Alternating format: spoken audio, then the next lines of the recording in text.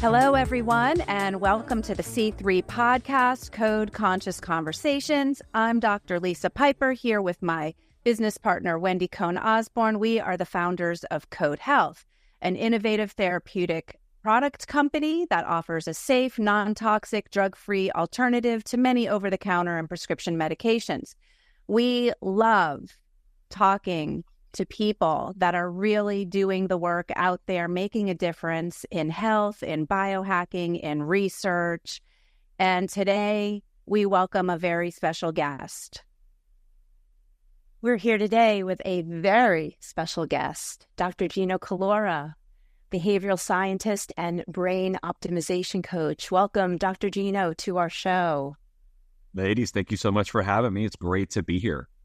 Thank you so much. So I know and love you as a close family friend, but you are also an incredible human being. You really are.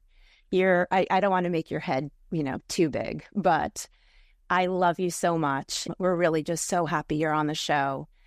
You're an expert in the fields of life coaching, mental health, spirituality, brain optimization with athletes, executives, and you work with veterans, just to name a few. Yeah, and you're somewhat of a local celebrity. I regularly see you on Gail Guayardo's show that airs on the Bloom Network. And Wendy was just telling me that you're on a local Spanish channel. Todo Tampa Bay. I always love listening to your segments with Gail. I have not listened to your segment on the Spanish-speaking show. Unfortunately, I didn't listen to my grandmother, and when she told me when I was a child that I need to learn Spanish fluently, all of your segments with Gail, they resonate with me. But one of the things that I never asked you is, what is the driving force behind the topics that you choose to discuss with Gail? Yeah, that's a great question, Wendy. And kind of kicking things off this today and with our time together, I just want to thank you both, truly, not just for this opportunity, right, to have a great discussion, because I'm a discussion guy and conversation guy, but for the work that the both of you are doing, right, for the amount of lives, the thousands, hundreds of thousands of people across the country and the globe that you guys are helping with Code, and not just the product, right, itself and the solution that it brings to the table, but more importantly, the quality of leadership that the both of you bring, right, that it's a very rare thing, and it's a wonderful thing to see. So I applaud you both and thank you both. Thank you. So Wendy, to answer your question, right, the topics that Gail and I have an opportunity to dive into, truth be told, a lot of those topics come from her team, right? They're the ones that kind of bring the topics, they generate the topics. We have a conversation beforehand, they ask my thoughts, but again, being someone who loves dialogue, who loves conversation, I'm willing and open to talk about anything, right? And if I don't have any sort of quality information to provide, I'll make sure that I go and seek it. Or I'll just tell them, look, that's not in my wheelhouse, but, I definitely know someone whose wheelhouse that does fall into it. But obviously, Gail and I have done well over 50 to 60 segments at this point, and her show's a nationally syndicated show, right? So there's been tremendous opportunity there just to share knowledge, right, and do what we call a knowledge transfer. And by no stretch does it mean that, I am the guru, cure-all, end-all. It's not it at all. And just bringing the information, right? There's people out there that dedicate their entire lives to the evidence-based side of things, right? The hardcore research that goes in to proving, right? What actually makes people tick? How does the brain work? How does the human heart work, right?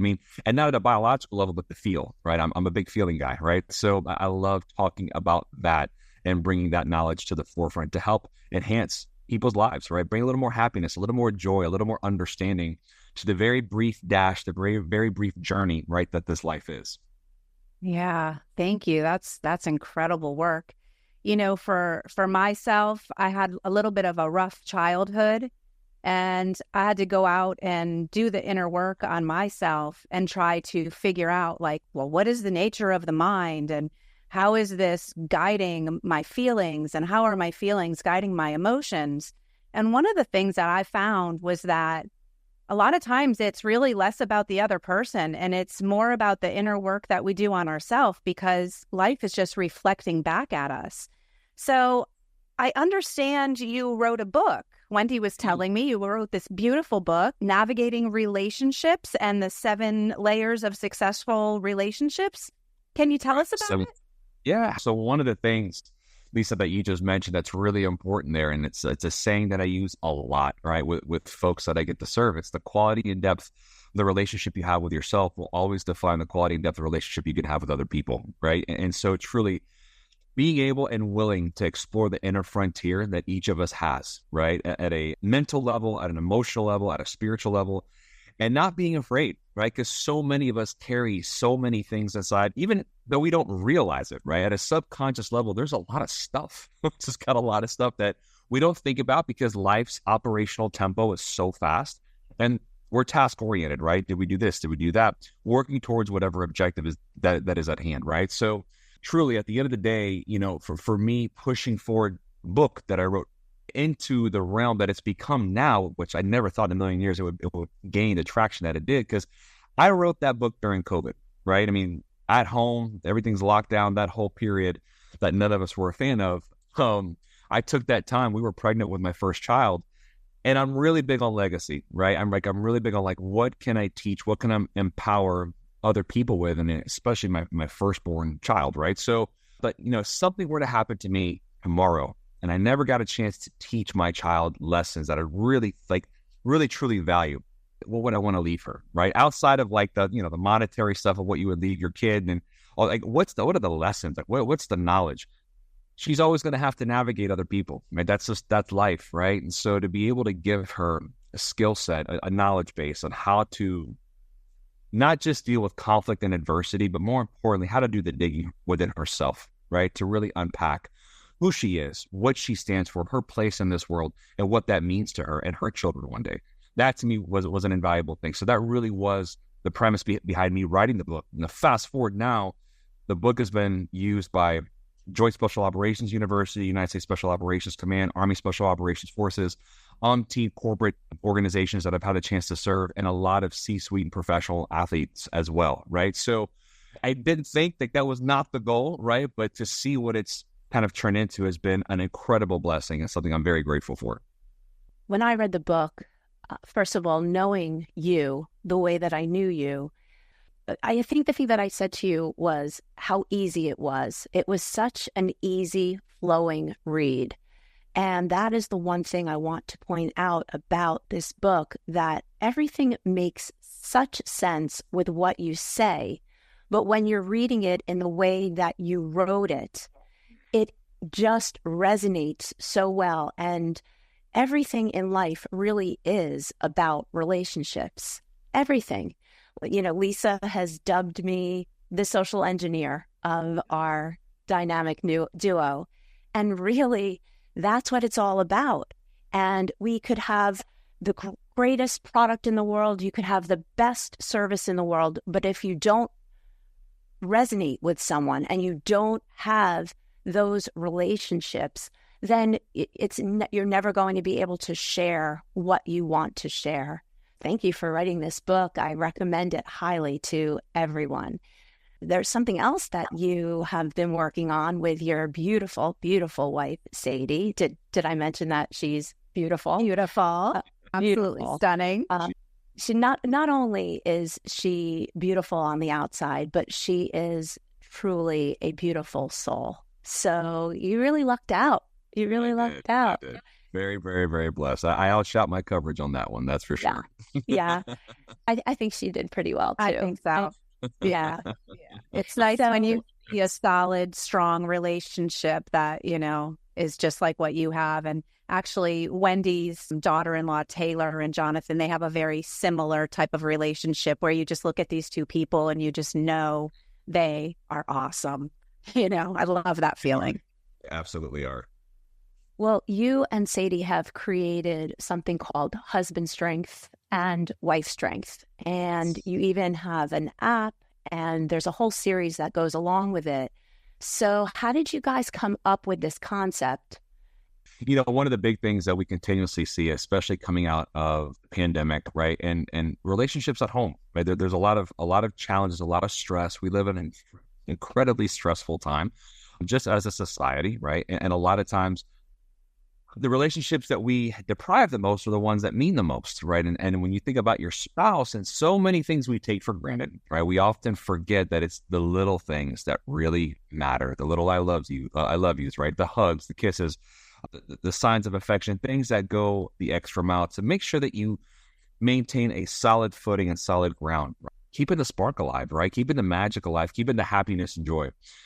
You go back to basics and fundamentals of psychology with operant conditioning, right? Small daily doses, right? On a regular basis to have reinforcement. And we just don't do a lot of that, right? When it comes to training and conditioning ourselves to be reminded of what's really important. Like how many times are we out and about and we hear, like, in the grind of building a business and the grind of leading a company, or whatever your job and responsibility is, don't forget the things that built you into who you are along the way. Like, don't forget where you come from, and don't forget who makes you you and who allows you to do life the way that you want to do it.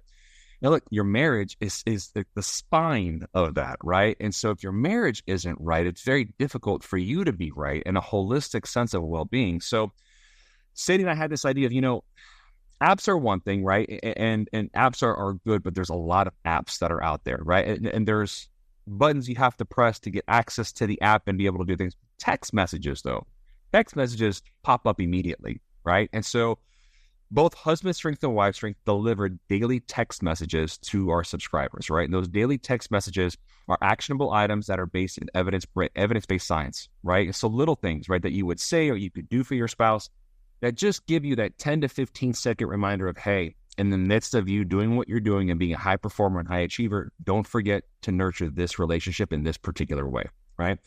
Fast forward, we have had the company now for about a year and a half. And the first couple of months, like any new company, right, it's chugging along, takes a little bit.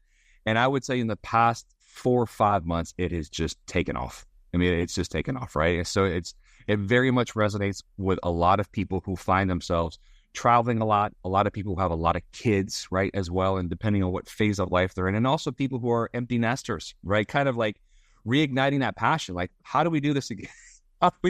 So it's kind of a user's manual in a sense, like just to keep that thing strong, keep that thing alive, and make sure it's promoting growth. I know that Carl, my husband, and I love getting the texts, and they're great reminders, and sometimes they're very serious and it makes you think, and sometimes they're just very light and it makes you smile, and you're like, yeah, you know what, I haven't thought about that in a while. And you're right, it makes you just for that moment in the middle of the day, it makes you just remember and kind of set yourself back into that moment of, okay, this is a great relationship and I got to remind him about that. Right? Absolutely. And it can just create for really good conversation, right? Especially when you have both partners, right, being dialed in. It makes for really good discussion and sometimes some funny discussion. For sure. Yeah, I think there's been a couple where we got something and then we sent you a funny picture of what we were doing at that very moment. Quite a few. I'll be in bed at 10 o'clock at night and I get this and I show it to Sadie. She and I are cracking up what you guys are saying. Yes, that's awesome. That's hilarious. Yeah. Well, one of the important things that you said, and really recognize it, is that the world is in a lot of conflict right now. There's a lot of chaos. There's a lot of systems that are being pulled in both directions. And one of the things that's really important is mindset, and how you think and how you process conflict, and having a way to get these little reminders like what you're sending out with Husband and Wife Strength, that in the middle of your chaotic, stressed out day, here's a reminder to become present. I mean, what else do you do in your practice to help people decrease their stress, decrease their overwhelm, especially these high achievers and these high producers, and really help them just be present so that they can produce more and be better and show up better in the world? Yeah, it's a great question, Lisa, right? So surely at the end of the day, the overarching thesis of what it is that my work does is helping folks achieve self-mastery, right? Now, when we say something like self-mastery, what are we actually trying to encapsulate there? So if you unpack the brain, right, the brain, first and foremost, it's wired to keep us alive and away from danger. That's its point and purpose, right? So on average, right, most human beings produce 12,000 to 60,000 thoughts a day, right? 12,000 to 60,000 thoughts a day. 90% of those thoughts are the same thoughts we had yesterday. 80% of those thoughts are negative, right? And that's because that's the brain's job. It's looking for danger everywhere, right? But just imagine if we could take that 80% of negativity and drop it down to 50%. How much bandwidth does that open up for the possibilities of what could be for someone's life? Now, in a day and age where media is constantly shoving negativity, right? Because, the whole thing of trauma and conflict and there's a very real reason why media focuses in on those things. There's a very real reason why ads on Google or social media, it's constantly highlighting all the bad things that are kind of going off in the world, because at a biological level, you are putting us into a state of stress, right? And so we're firing off that cortisol where the HPA axis is rocking and rolling, right? And it's leaving an imprint. So now we're constantly focused on, oh my gosh, did you see what happened in India? Did you see what happened in Afghanistan? Instead of saying, well, let's kind of focus on the things that we can tangibly control in our life. What's the one thing we can control? Ourselves. That's it, right? We cannot control, there's nothing we can do about it. Is it good to have a sense of awareness? Sure. But when it consumes you, that's a whole different ballgame. Now graduate that, right, into operating and owning a corporation, right? Well, there's certain things that you can control. You can set the tempo, you can set the culture, right? But individuals within themselves, you cannot control them, right? So from a leadership perspective, what is leadership? It's your ability to influence others to achieve a common objective. I can influence you. That's not controlling you, right? So I can set the tone, I can set the pace, but how could I ever seek to influence you if I can't influence myself to make better decisions for me? And to understand that how I judge what a better decision is not by my P&L statement, right? It's about fulfillment of joy and happiness and staying open to possibilities, right?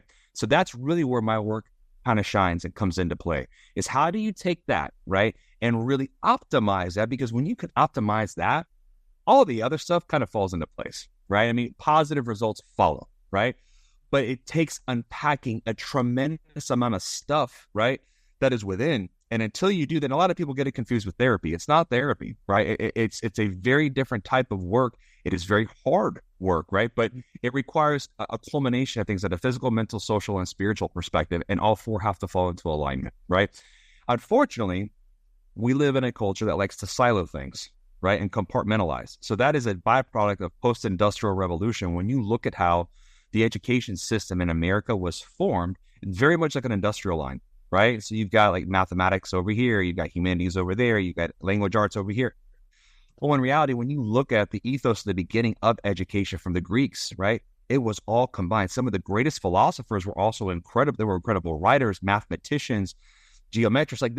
They were good at everything. They understood the importance of being well-rounded. We have forgotten that.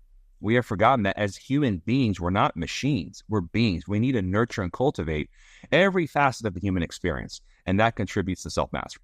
Like you said, we're in this world of chaos, and for me, one of the opposite things of chaos is coherence. And what you're describing, the first thing that comes to my head is you're coming from the heart and you're optimizing the brain. So it's really about creating that coherence between the heart and the brain so that you're in this resonance of being able to deal with daily life and show up for others. I love that. That's right. 100%. Very well said, Lisa. Very well said. Thank you. Yeah. Yeah. This is why she's my partner. I love it. Absolutely a dynamic duo. I love it. Yeah. So I want to ask you a question about your children. Because, I know them personally. You and Sadie are fabulous parents. You have an infant and a toddler. Yes. And in today's world, with everything going on, I'm a mother of two children. They're 31 and 28, but they're still my children. And even, your mom and dad also are just fabulous parents. And you, even as a grown man, you're their child, right? So now you have these two beautiful babies, essentially. How do you and Sadie navigate parenting in today's world? It's so different than the way it was even when I was parenting. It is a challenge, right? It's so funny. Say that we're having this conversation this morning. It's tough, right? Because again, there's certain things we can control and there's other things we cannot, right? The domain, the confines of our house, right? That's our universe. Everything outside of that, there's not a whole lot we can do, right? But it really does boil down to the quality of interaction and engagement we have with our children and the tempo that we set for how it is that we process life, right? How it is that we understand the bigger picture of what we're working towards every single day. So we have made the decision from a long-term perspective to homeschool, right? And so it's a bit foreign to both of us. I'm a byproduct of public education, right? Sadie went to private school and public school.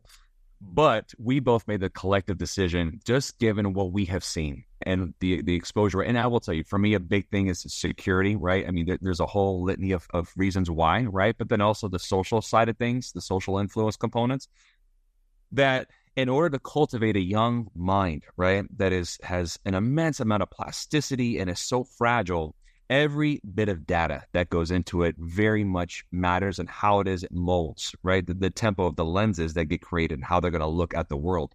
So having a little more of a tight grip on that is something that, especially in their formative years, is very important for us.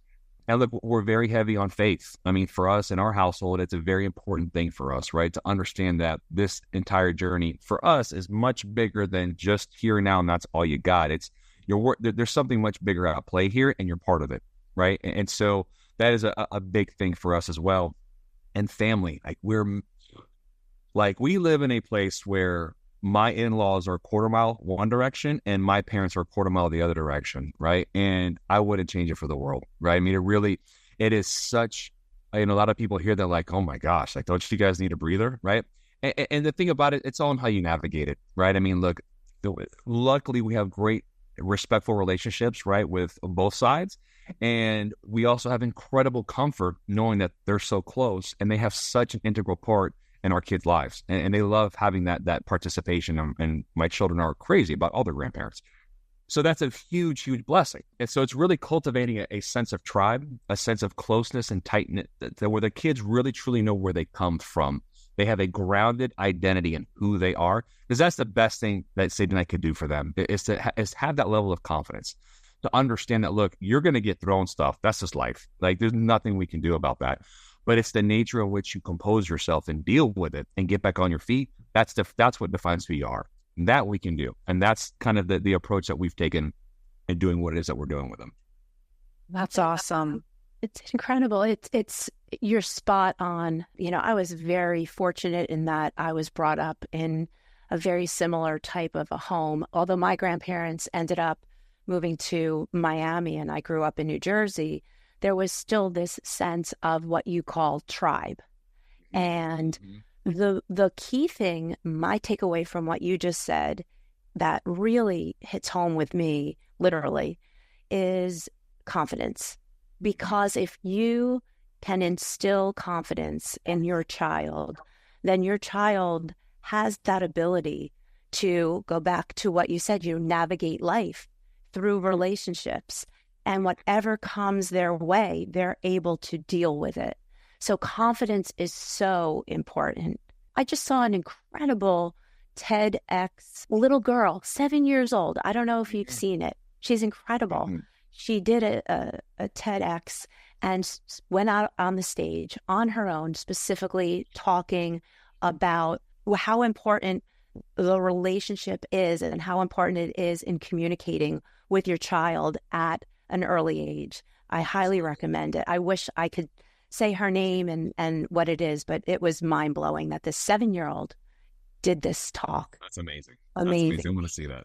Oh, I could picture Serafina doing this too. Oh, for sure. I think all people really need that course, the art of parenting, to really kind of get real. But again, it goes right back to doing the inner work on yourself to be the best parent you can be and show up for your children as well. Right. So your kids are very, very fortunate. Wendy was telling me the other day that you're into all these different forms of martial arts. And I've always loved martial arts. I am a very disciplined and, devoted to my own daily practice, which is more meditative and yogic. And I can't even begin to mention all these martial arts that you do because I won't be able to pronounce them properly. So,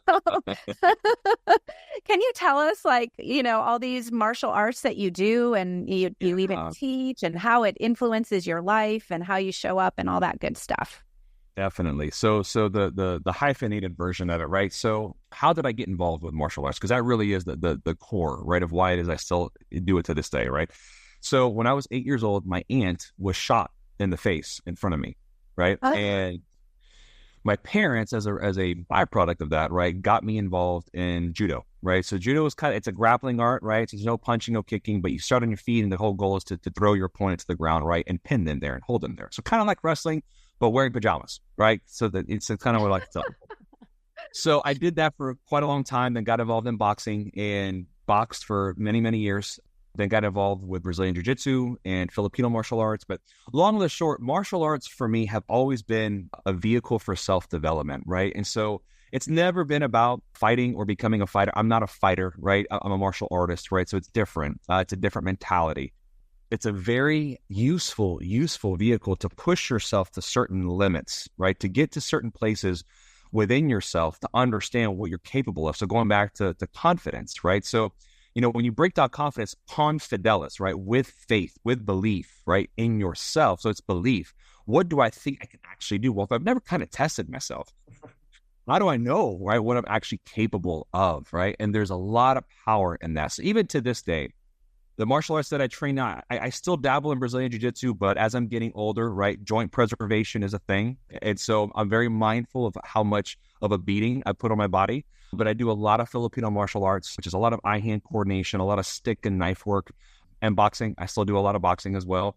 But it's much more about self-development and fitness, and then also setting a tempo for my kids, right? They watch me train, and twice a week I'll bring them with me, right? And even though they're so very young, it's creating an imprint, right? So whether they take to it or not, what I want them to see is the discipline factor, right? And no, every Tuesday, Thursday, we're with daddy at this time and we're doing this, right? Because that will feed into whatever their things are, whatever vehicles they choose, they want to have in their life. So, and there was a point in time, different chapter in my life where I was involved in anti-kidnapping work, and I worked in Latin America, came back, started a company teaching protection and tactical protection, but different chapter completely, right? It's a conversation for a different day. But all of it kind of blended into forming the identity of who I am, right? As a teacher, as a protector, and as a leader. That's awesome. And we can keep going on and on and on. Everything that you have such incredible knowledge about. You work with veterans. And so that we would love to talk to you about on our next podcast as well. Absolutely. I mean, it's always such a pleasure talking to you. I'm going to say it. We used to have so much time together, but now I guess I have to book you on the show. I'll have 30 minutes with you. Nonsense. I think a barbecue's in order. So, Gino, if someone wants to get in touch with you and have you help them with their needs, what's the best way for them to reach out to you? So, social media, right? So Instagram, my Instagram handle is Dr._Gino. And of course, my website. So it's 7layers.com.